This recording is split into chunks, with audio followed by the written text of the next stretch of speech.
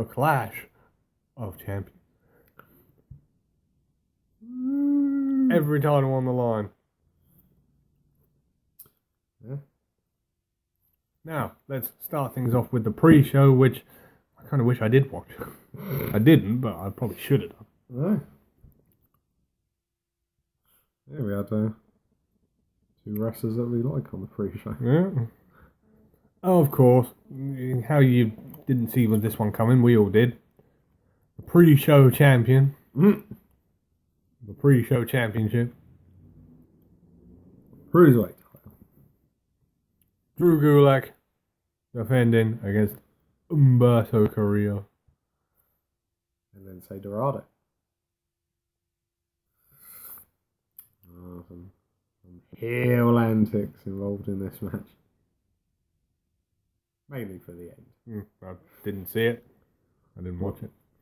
Yeah. I think it was Humberto hit Dorado with whatever his finisher is. That's good. And then Gulak appeared from nowhere, shocked Humberto out of the ring, and he got the pinfall. So he stole the victory. And he did. That's good. Good. Yeah. And then the one I was genuinely shocked about, AJ Styles was on the pre-show. Unbelievable. He was defending a US title against Cedric Alexander. Now, looking here at our records, it's only telling me they only went for 4 minutes and 55 seconds. You're telling me they couldn't squeeze in 5 minutes for AJ Styles? Apparently not. Terrible. Terrible. Now, like I say, I can't review it because I didn't really see it, but I know how it ended. Yeah. AJ at that phenomenal forearm. But he wasn't done there. Oh, no. Hit him with the Styles Clash as well. Wasn't needed, but... And then AJ had some friends come down to the ring after the match had finished. And it was time to beat up Cedric Alexander. Why? What do you gain out of beating up Cedric Alexander? I think the worst part we ought to highlight is no one came out to help him. Ouch.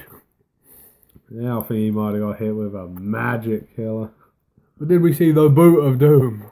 I'm not sure. I'm not sure if I'm being honest with you. That's disappointing. Yeah, so Cedric was battered and bruised. No one came out to help him. That's good.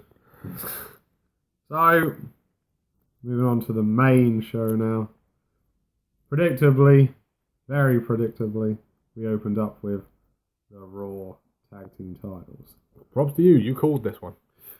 We got the very random team, Seth and Braun, defending their titles against the very random team of Ziggles and Robert Roode. Glorious Ziggles. Again, we called the end of this match. Yeah. Yeah, what was there? Braun pushed Robert Roode into Seth, and I think Seth hit his head on the turnbuckle or something. And then Braun went to go after Ziggles. Ziggles pulled the top rope. They flopped over the top rope. and then Robert Roode took advantage of this, hit a glorious DDT. And nobody literally not saw this coming. Well, We've got new Raw Tag Team Champions. yeah, Glorious Ziggles has won the title. Yeah. Braun weren't happy about that. He just looked at Seth and went and walked off.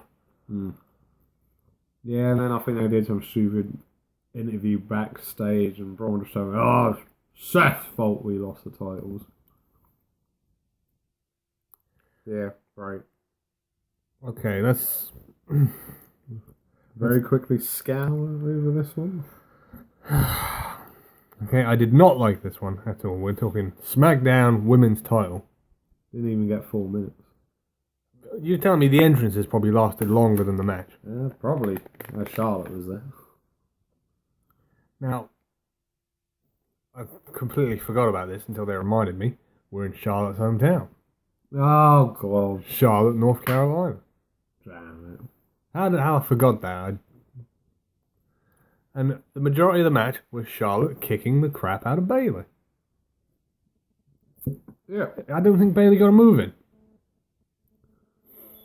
No. As, I think Charlotte was like talking to the ref or something, and Bayley with those heel antics. She sneakily removed the bottom turnbuckle cover. And then I think the ref was trying to keep Charlotte away from Bayley, and then like she spun round the ref, and Bayley grabbed her, hit her head into that exposed turnbuckle, and then she pinned her. Yeah, and then ran off. Yeah. Literally took the title and ran all the way up the ramp. Yeah. Cheers, Bayley. And I'm left thinking to myself, so you're telling me Charlotte can go through the Royal Rumble, Money in the Bank, Hell in a Cell, a 40-minute match with Becky Lynch, last man standing, match with Ronda, TLC, triple threat, yet she takes one shot to an exposed turnbuckle, and that's it. 3 count. Yeah, apparently so. For a 3-minute, 50-second match. Oh, boy.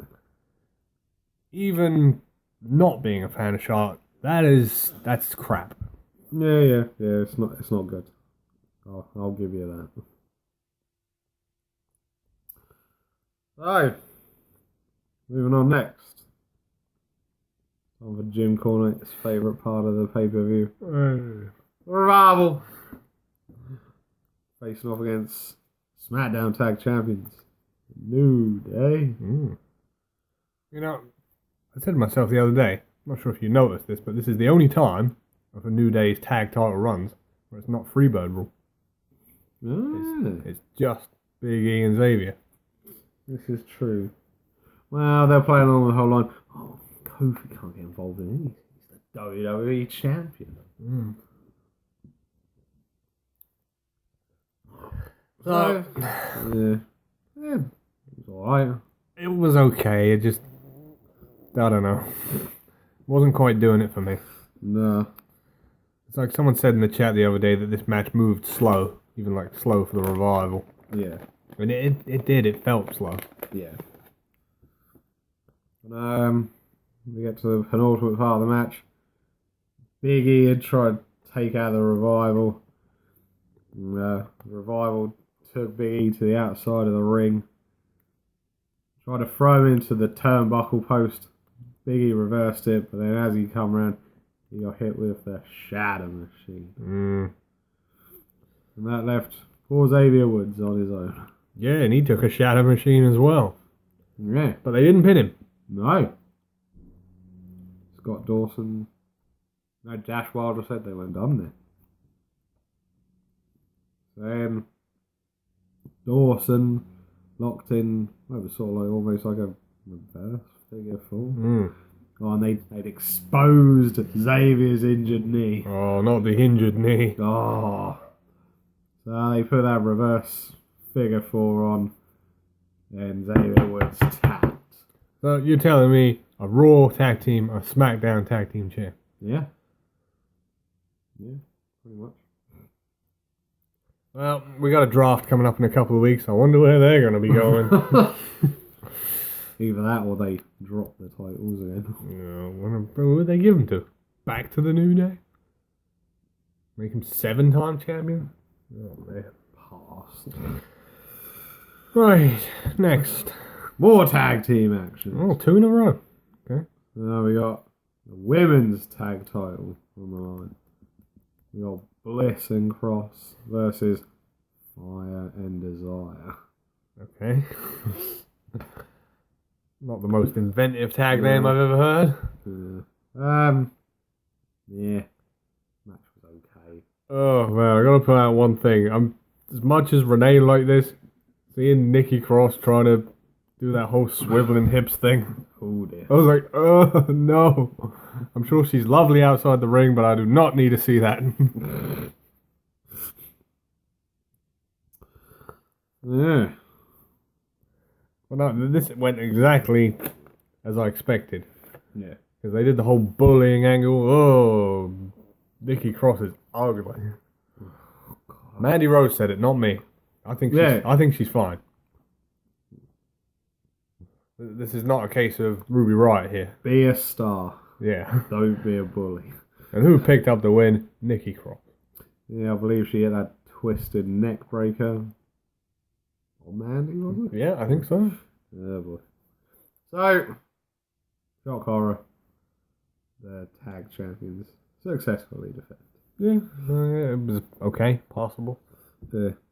Oh, now it's time to get evil. Oh no. Time for evil Shinsuke Nax. He's pure evil, Michael. With his manager, Sami Zayn. And he was facing off against The Wiz. Mm-hmm. Man, I know you love the guy, but will he quit commentating throughout matches? Oh, this was hilarious. He got cut off. I'm not sure who done it. I did laugh at that. But someone was obviously getting annoyed with him, his commentary, because at one point he was like, my mic! They cut my mic! You just stop being able to hear him. Yeah. I believe the finish of the match was led by a distraction. Yeah, he grabbed Miz's leg when he was outside the ring. Yeah. Distracted him. And he got hit with that Kinshasa. And Shinsuke Nax successfully defends. It's good, because I was thinking in the back of my mind, they were always talking about Miz. If Miz had won, he'd be the record Intercontinental title holder. Ooh. And I was like, who has the record? Jericho. Yeah. And it was like, would they be petty enough to, put Miz over? Not yet. Give them time. They probably will. So, next, got some women's action. Oh, the other women's match. Yeah, it's time for the Raw women's title match. The Blueprint. Uh-oh. Sorry, Matt Morgan. Who? No one remembers Matt Morgan anyway. Again, Sasha Banks facing off against the man, Becky Lynch. I'm going to come out and say it. This was probably my favourite match of the night. Yeah. Second longest match of the night as well. I mean, it was hard hitting. It was bowling shoe ugly. I love that. No, it can't be understated. Sasha Banks is so much better when she's a heel. Yeah, easily. I mean, she's more believable as a heel. She just knows how to piss people off.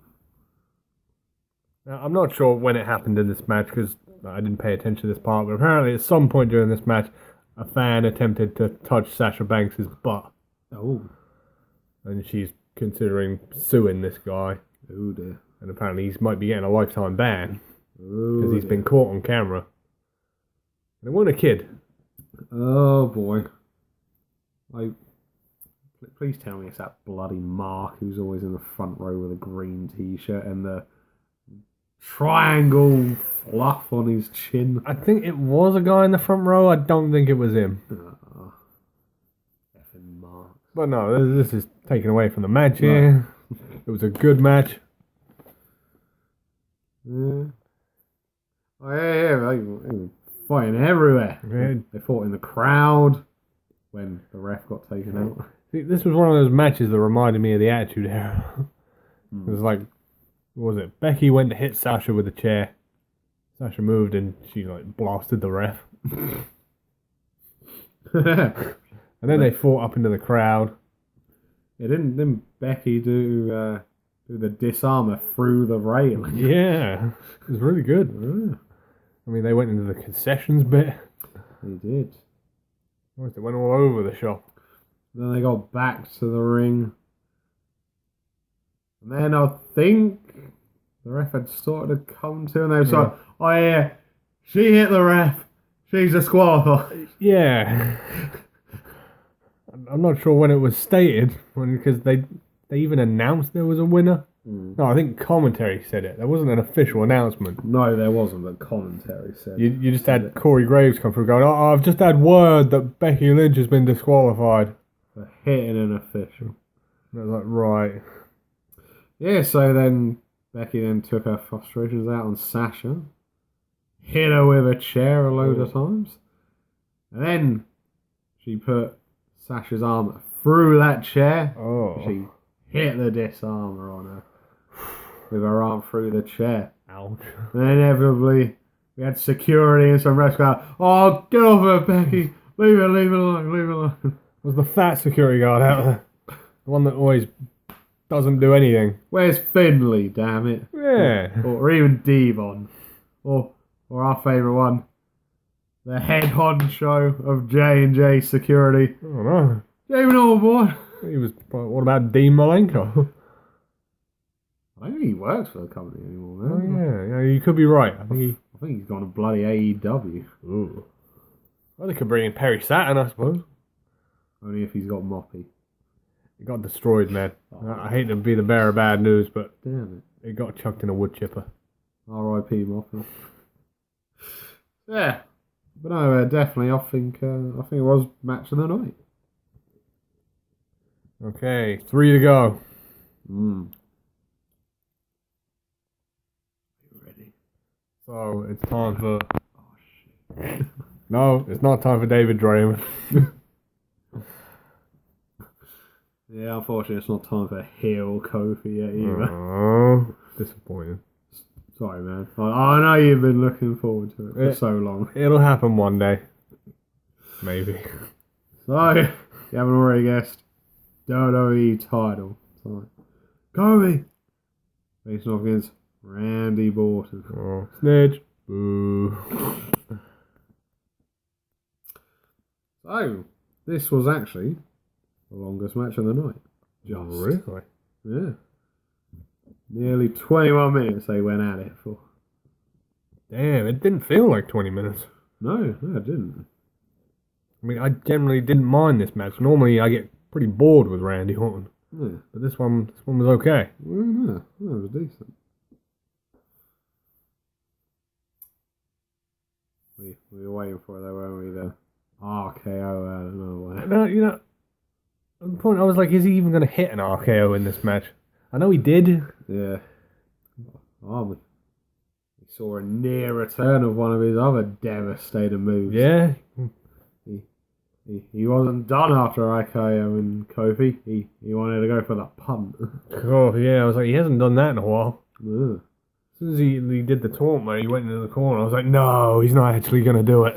And he's got to put this rivalry to bed. He's put Kofi down. But he failed. He missed. He did. And then we got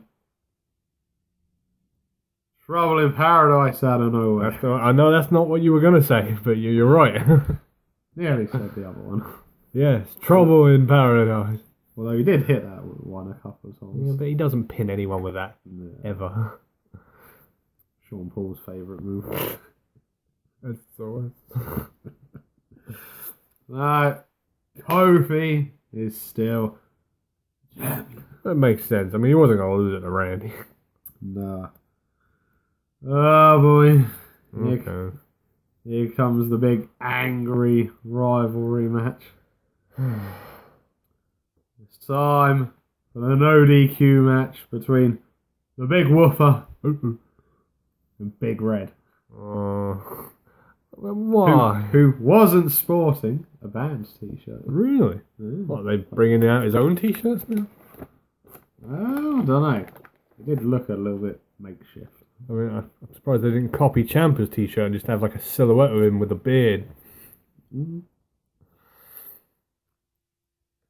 No, we're talking about Rick Rowan.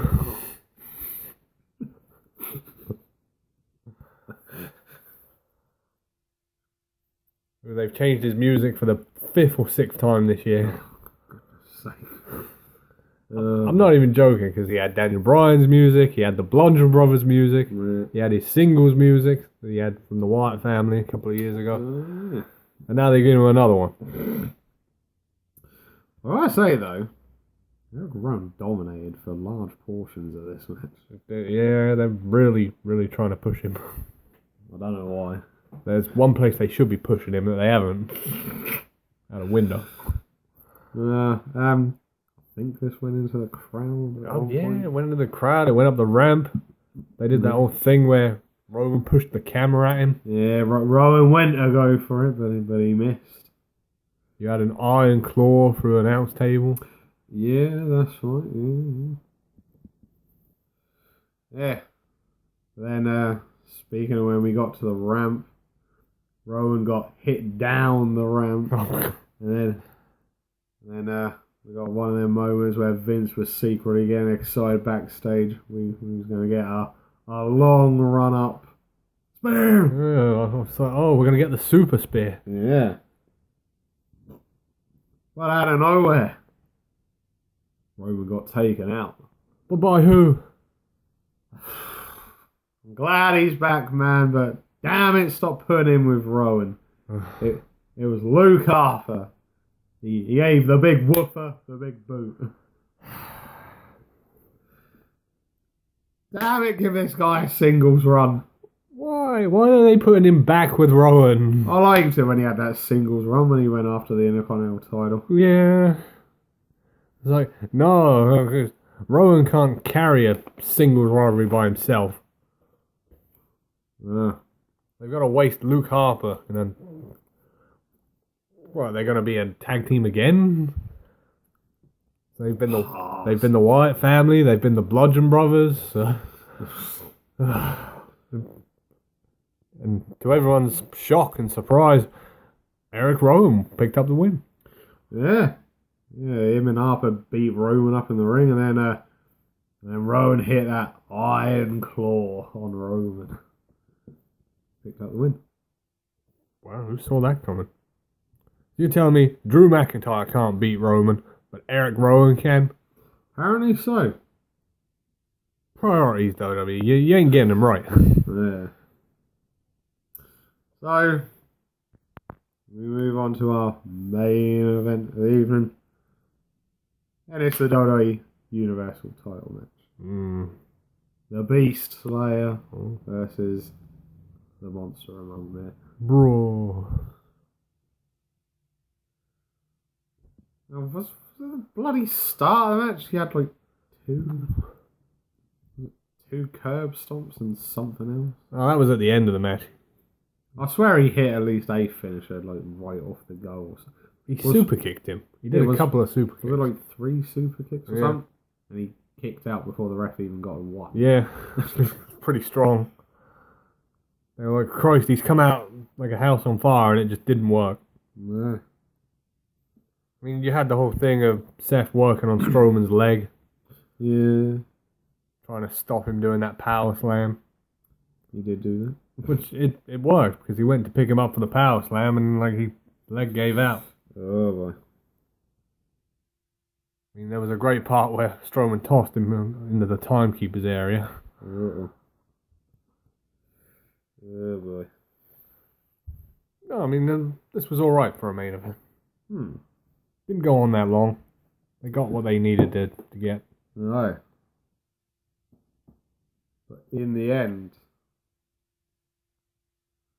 it took 2 curb stomps and a pedigree. Yeah, because he kicked out the first 2 and he busted out the pedigree, which we hadn't seen in a while. And he hit him with a 3rd curb stomp. Seth picked up the win. Oh, but his night weren't over. Oh, no. You were waiting for it, thinking, okay, where is he? They teased us. They left it right until the last minute. Yeah. They even did the thing where the thing appeared in the bottom right-hand corner. Yeah, Seth was on the top. Yeah, I won. I beat the monster. But he had someone else behind him. The lights went out. The crowd went crazy. It was the Fiend! Oh my god. Bray Wyatt's here. Hit him with a Sister Abigail. Ow. Onto the ramp. Then he got him with that mandible claw. Interesting. Yeah, and he pretty much choked him out. And then that's how we ended Clash of Champions. Yeah. Crowd went nuts when the Fiend appeared. Oh, he's over. It's like probably the most over thing in the company right now. Going over, lads. Oh, God. He already is over. But no, that's how we ended the show. Yeah, not the best pay-per-view I've seen, but not far the worst. I've seen a lot worse. Yeah, not a bad outing, WWE. They just got to work on those women's matches. Yeah. But that's a topic for another day. So everyone, from your hosts, the master of the brain damage, Martin. and the one and only Sam H, we'll see you again for the next one.